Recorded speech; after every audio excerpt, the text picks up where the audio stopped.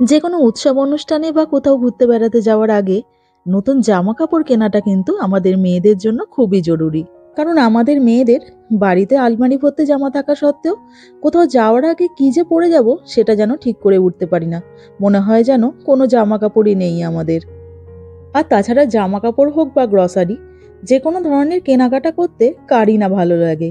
আর তার উপরে কোনো জিনিস যদি ফ্রিতে পাই, মানে একটার সাথে একটা ফ্রি, বা কোনো জিনিস যদি অফারে পাই, তো তাহলে তো কোনো কথাই নেই।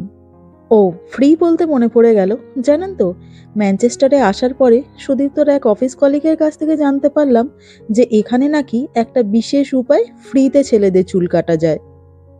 তাও আবার যাতা কোনো জায়গায় নয়, বেশ ভালো সালনে। তো কি সেই উপায় সেটা তো অবশ্যই জানাবো। আর তার সাথে অবশ্যই থাকছে আজকে সারাদিনের রোজ নামচা। তো নমস্কার, মহুয়াস টেলি ব্লগে আরও একবার আপনাদের সবাইকে স্বাগত জানাই। আশা করি আপনারা সবাই ভালো আছেন। আজ হলো শুক্রবার, তো সকাল এখন 9:30 মতন বাজে। আর দেখতেই পাচ্ছেন মোবাইলে 4 ডিগ্রি এখানকার এখন টেম্পারেচার দেখাচ্ছে। আর বৃষ্টি আর স্নোফল দুটোই একসাথে হচ্ছে। যদিও মোবাইলে দেখলেন যে বৃষ্টি আর স্নোফল দুটোই একসাথে দেখাচ্ছে, কিন্তু যখন বাইরের দিকে দেখছি তখন বৃষ্টিটাই বেশি করে চোখে পড়ছে। স্নোফলও যে হচ্ছে না তা নয়, তবে সেটার পরিমাণ খুবই সামান্য। আজকে যখন সুদীপ্ত কুহুকে নিয়ে স্কুলেতে বেরোয় তখন এতটা বৃষ্টি পড়ছিল না। এখনই হঠাৎ করে বৃষ্টিটা শুরু হলো। তো যাই হোক, আর যেহেতু শুক্রবার, তো তাই সুদীপ্ত ওর কাজ নিয়ে বসে পড়েছে। যদিও ওর অফিস একেবারে নাকের ডগায়, কিন্তু সোম আর শুক্রবার কেউই অফিসে খুব একটা আসে না। আর ওরও একা একা বোর লাগে, তো সেই জন্য সোমবার আর শুক্রবার ও বাড়ি থেকেই কাজ করে। আপনারা হয়তো ভাবছেন যে ও দুখানা ল্যাপটপ নিয়ে কেন বসে আছে। তো একটা হলো সুদীপ্ত যে অফিসে কাজ করে কলকাতায়, তো সেই কোম্পানির ল্যাপটপ, আর একটা হলো এখানে যে ক্লায়েন্ট আছে তো তাদের ল্যাপটপ। 9:30 নাগাদ আমিও চলে গিয়েছিলাম আমার রান্নাঘরে রান্নাবান্নার কাজ সারতে। এখানে তো সারাদিন বৃষ্টি দেখে দেখে বোর হয়ে গেছি, তো তাই আর বৃষ্টি দেখলে খিচুড়ি খাবার ইচ্ছাটা হয় না। তো যাই হোক, আজকে বাঁশ মাছ ছিল, তো বাঁশ মাছের ঝাল বানিয়ে ফেললাম। আজকে আর ভাতের সাথে বিশেষ কোনো তরকারি পাতি বানাইনি। ওই শিম, বেগুন, আলু, বিনস, ফুলকপি, মূলো সবকিছু দিয়ে ভালোভাবে নেড়ে ছেড়ে নিয়ে লাস্টে একটু সর্ষে আর পোস্ত বাটা দিয়ে একটু পাঁচমেশালি চচ্চড়ি বানিয়ে ফেলেছিলাম। শীতকালে এই সব রকমের সবজিপাতি দিয়ে পাঁচমেশালি চচ্চড়িটা কিন্তু খেতে খারাপ লাগে না। আর তার সাথে পেঁয়াজ, আদা, রসুন, টমেটো দিয়ে মাছের ঝাল বানিয়ে ফেলেছিলাম। ব্যাস, এই ছিল আজকে দুপুরবেলার মেনু। তো এখন যেহেতু 2টোর মতন বাজে, তো তাই আমাদের খাবারটা বেড়ে ফেললাম। আজকে বিকেল 6টার দিকে করে একটুখানি বাইরে বেরিয়েছিলাম। ওই বাজারটাও সেরে নেবো আর সুদীপ্ত চুলটাও কেটে নেবে। শুক্রবার দিন বেরোলে আমাদের একটুখানি দেরিই হয়, তার কারণ সুদীপ্তর অফিসের কাজ শেষ করতে করতে 5টা বেজে যায়। তারপরে দুই বাড়িতে, অর্থাৎ বাপের বাড়ি আর শ্বশুর বাড়িতে ফোন করার ব্যাপারটা থাকে। কারণ সারাদিনের ব্যস্ততার মাঝে মোটেই ফোন করার সুযোগ হয়ে ওঠে না। তো সেই কারণে চেষ্টা করি ওই বিকেলবেলা 5:30টার দিকে দুবাড়িতেই ফোন করে নেওয়ার। আর এরপরে তো আর ফোন করার টাইম থাকে না, কারণ কলকাতার সাথে ইংল্যান্ডের সময় পার্থক্য হলো এখন 5.5 ঘন্টার। তাই বাইরে বেরোতে বেরোতে 6টা বেজে গেল। তো যাই হোক, প্রথমে আমরা শপিংটা সেরে নিচ্ছি। আজকে আমরা শপিং করতে লিডিলে এসেছি। তো লিডিলে ঢুকতেই সামনে দেখি কি ফ্রেশ মাশরুম এসেছে আজকে, তাই মাশরুম তো 1 প্যাকেট নিলাম, আর তার সাথে বিনস। আর সুন্দর দেখছি এখানে ওই ফুলকপি আর ব্রকলি একসাথে কাটা পাওয়া যায়, তো সেই প্যাকেটটাও রয়েছে। তো এটাও নিয়ে নিলাম। এটাতে একটা সুবিধা হয় কি, ছোট ছোট করে কাটা থাকে, নিজেকে আর কেটেও নিতে হয় না। আর তার সাথে ফুলকপি, ব্রকলি দুটোই একসাথে পেয়ে যাই। আর দামটাও বেশ রিজনেবল থাকে। আর একটু স্প্রিং অনিয়নেরও দরকার ছিল, কিন্তু এখানে যেগুলো আছে তো সেগুলো দেখলাম একটুখানি কেমন যেন শুকিয়ে শুকিয়ে গেছে। তো সেই জন্য এখান থেকে আর নিলাম না, ওই আমাদের বাড়ির সামনে কোঅপ আছে, ওখান থেকে নিয়ে নেবো। আর ওই যেহেতু মাশরুমের প্যাকেটটা নিয়েছি, তো তাই বাড়িতে চিলি মাশরুম বানাবো বলে, তো তাই একটুখানি বেশি করে ক্যাপসিকাম নিয়ে নিচ্ছি। কারণ চিলি মাশরুম বানানো ছাড়াও মাঝে মাঝেই ওই চাউ, পাস্তা এসব তো বানাই, তো তাতে কাজে লেগে যাবে। আর যে কোনো খাবার দাবারে এই নানান রঙের ক্যাপসিকামগুলো দিলে কি সুন্দর দেখতে লাগে না? তো সেই কারণে আমি এই বড় প্যাকেটটা নিয়ে নিলাম, কারণ এর মধ্যে সব কটা রঙের ক্যাপসিকামই আছে। আর নিচে এই যে গোল গোল টাইপের আছে, তো এগুলো হচ্ছে লেটুস পাতা। আমি না প্রথম প্রথম বাঁধাকপি আর লেটুস পাতাকে খালি গুলিয়ে ফেলতাম। আজকে একটা ওই লেটুস পাতা নিলাম, আর তার সাথে 2.5 কেজির এই একটা আলুর প্যাকেট নিয়ে নিলাম। আরও এর সাথে পেঁয়াজ, ধনেপাতা, পালং শাক, আদা, টমেটো মানে সব কিছুই সারা সপ্তাহের বাজারটা নিয়ে নিলাম। কারণ ওই বারে বারে বেরিয়ে বাজার করাটা সম্ভব হয়ে ওঠে না। আজকে যখন এসেছি তো তাই সবকিছুই নিয়ে নিচ্ছি। আর এই যে এইদিকে দেখছেন ফ্রোজেন ফ্রেঞ্চ ফ্রাই বা চিকেনের বিভিন্ন রকমের প্রিপারেশন এখানে পাওয়া যায়। তো এগুলোরও এক একটা করে প্যাকেট আমরা নিয়ে নিই প্রত্যেকবারই। তার কারণ ওই সন্ধ্যেবেলার দিকে চা খাওয়ার জন্য বেশ ভালো। রেড হিল দুটো কোনো মানে দাম 1 কেজির দাম 3 টাকা। ওটা 1 কেজি তো 3 টাকা 3.3 এই যে আমাদের বাজার করা হয়ে গেছে, এবারে বিল করছি।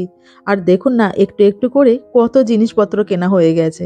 অবশ্য সেটা খুবই স্বাভাবিক, কারণ গোটা একটা সপ্তাহের বাজার বলে কথা।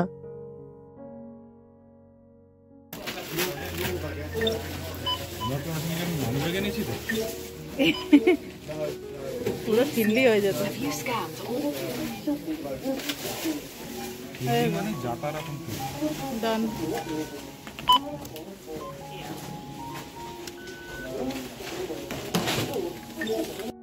বাজার সেরে তারপরে চলে এসেছি সুদীপ্ত চুল কাটার জন্য।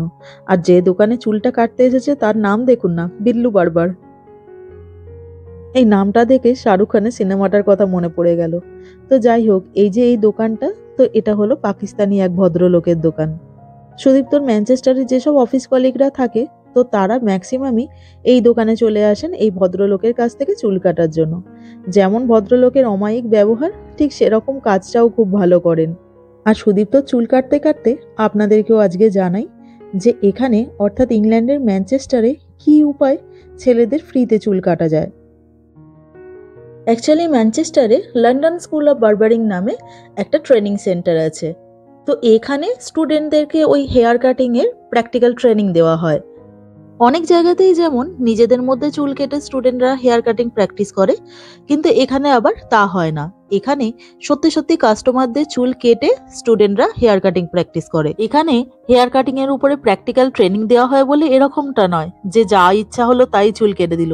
প্রপার ট্রেনার থাকে, আর সেই ট্রেনারের তত্ত্বাবধানে যারা স্টুডেন্ট আছে তারা হেয়ার কাটিং প্র্যাকটিস করে। আর তাই যথেষ্ট কেয়ার নিয়ে এবং সুন্দর করে এখানে কিন্তু ছেলেদের চুল কাটা হয়। এই ভিডিওটা বানাবার আগে আমি লন্ডন স্কুল অফ বারবারিং এর কাস্টমার যারা আছেন তো তাদের রিভিউটা চেক করছিলাম। দেখলাম রিভিউ কিন্তু যথেষ্ট ভালো। আর এখানে যেহেতু স্টুডেন্টদেরকে প্র্যাকটিক্যালি ট্রেনিং দেওয়া হয়, তো তাই এখানে ফ্রিতে চুল কাটার জন্য অনলাইনে আগে থেকে বুক করে নিতে হয়। অনলাইনে আগে থেকে বুক করে নিলে শুনেছি পুরোটাই ফ্রি হয়ে যায়।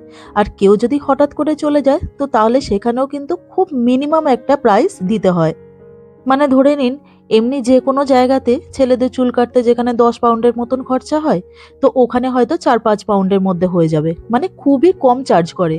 আর অনলাইনে বুক করে নিলে তখন ফ্রি হয়ে যায় ওটা। তবে এখানে চুল কাটার একটাই সমস্যা, সেটা হচ্ছে এখানকার টাইমিংটা। কারণ এটা যেহেতু একটা ট্রেনিং স্কুল, তো তাই জন্য এটা সোম থেকে শুক্রবার পর্যন্ত খোলা থাকে, আর শনি রবি পুরোপুরি বন্ধ থাকে। আর টাইমিংটাও হলো সকাল 8:30 থেকে বিকেল 5:15 পর্যন্ত, মানে পুরোপুরি ওয়ার্কিং আওয়ার্সে।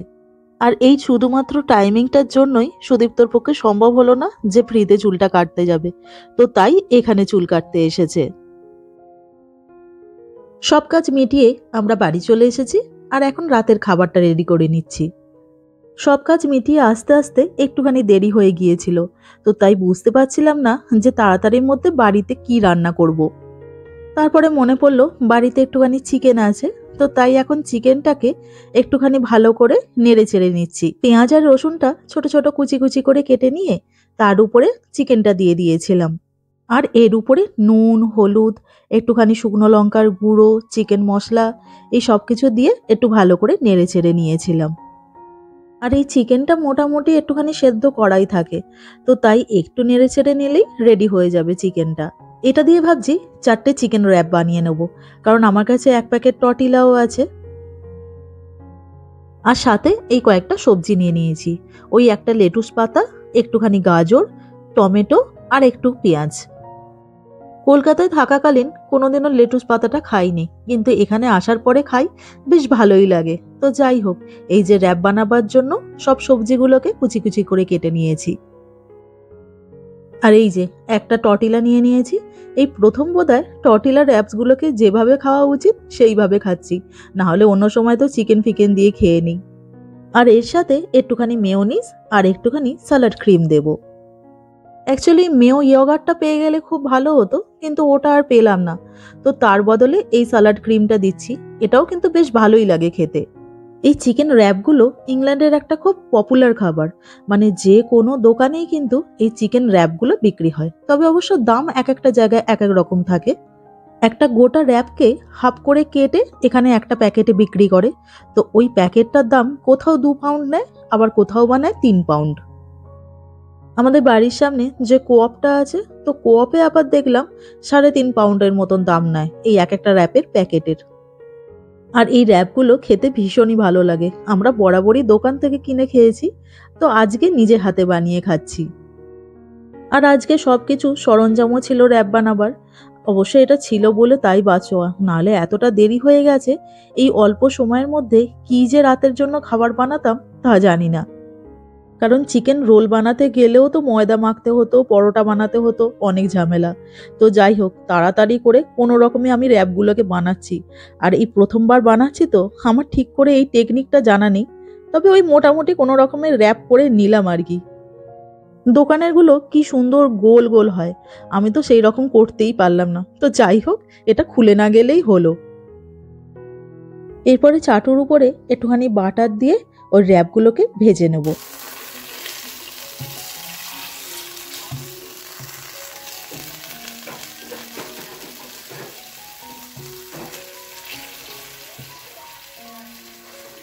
এগুলো দু পিঠই একটুখানি ভালো করে ভেজে নেব।